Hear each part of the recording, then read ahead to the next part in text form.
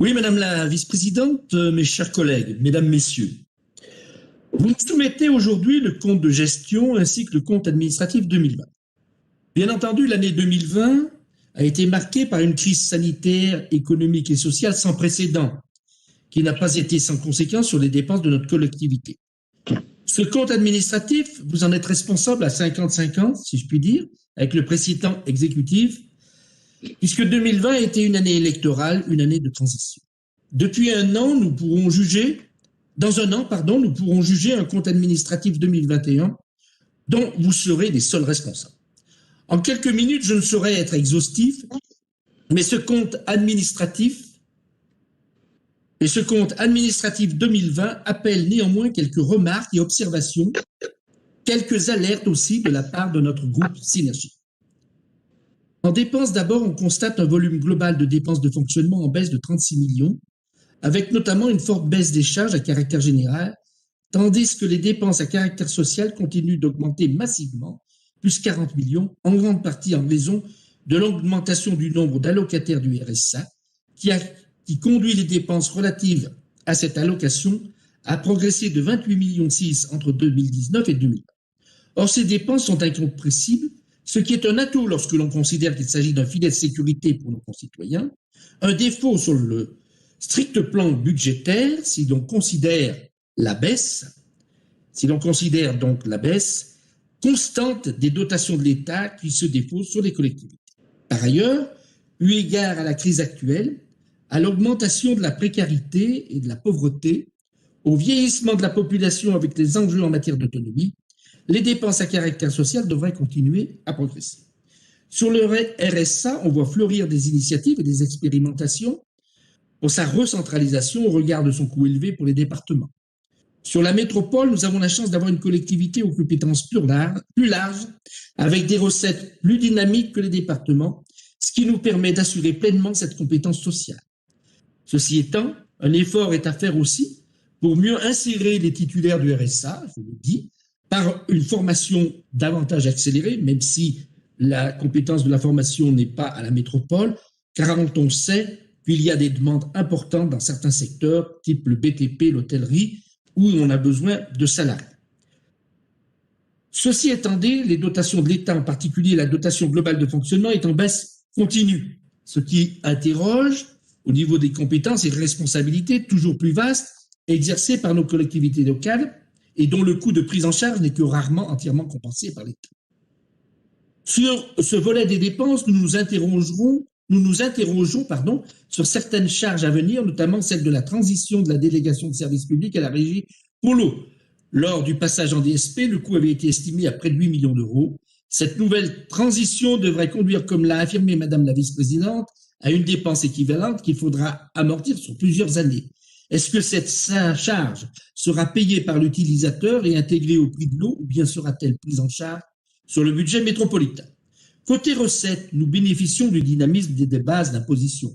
C'est le cas en particulier sur la fiscalité locale directe, avec une cotisation sur la valeur ajoutée des entreprises, la CVAE, en hausse de 23 millions, soit plus 7,8%.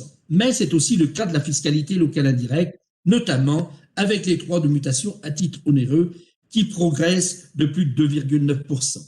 Si les bases d'imposition de ces taxes et cotisations sont dynamiques, c'est parce que notre territoire est dynamique et qu'il est attractif. Or, si l'on se fie à votre manque de volonté et d'ambition en matière de développement économique, aux conséquences de vos décisions urbanistiques sur la construction et le BTP, il est à craindre que vous ne cassiez la machine et que demain nos recettes fiscales assises sur ce développement économique et la vitalité de nos entreprises stagnent ou baissent. Sans recettes fiscales, vous ne serez pourtant pas en mesure de financer les projets métropolitains, notamment d'engager l'entièreté de la PPI, voire de l'amplifier. Car des investissements essentiels à la vie de notre territoire restent à engager, par exemple sur nos infrastructures et nos ouvrages d'art, en particulier nos ponts et passerelles, nous l'avons souvent évoqué, mais aussi sur le diffuseur de Quincieux, au sujet duquel il semblerait que vous soyez en phase de désengagement. Pour maintenir notre dynamisme économique et les recettes fiscales qui en découlent, il conviendrait d'avoir une politique offensive en matière de pôles entrepreneuriaux, de villages d'entreprise, de zones d'activité artisanales pour offrir des espaces adaptés à l'implantation d'activités économiques et d'emplois non délocalisables. Surtout que ces recettes fiscales contribueront aussi à un budget sain qui ne soit pas trop grevé par l'endettement et qui permette un bon niveau d'autofinancement.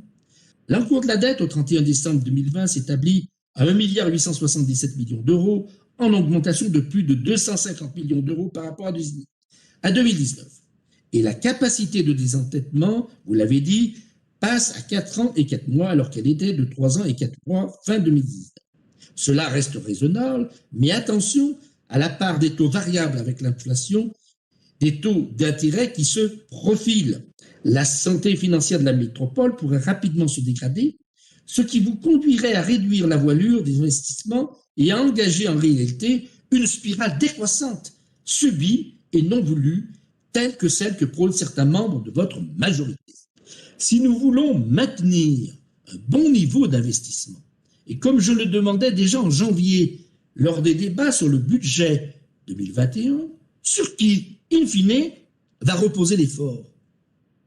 Au regard de l'augmentation massive des dépenses de fonctionnement qui se dessine, au regard aussi de la récession économique qui guette dès que la perfusion d'argent public sera réduite et qui va affaiblir nos bases d'imposition, au regard de l'augmentation des taux d'intérêt qui finira par arriver, on voit mal comment la solution de l'emprunt massif serait viable sur le long terme.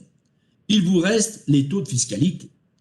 Je crois qu'il serait sain, pour la clarté de nos débats, que vous nous fassiez part d'une forme de prospective financière détaillée sur le mandat, en matière de volume budgétaire, en recettes et en dépenses, d'endettement, de fiscalité.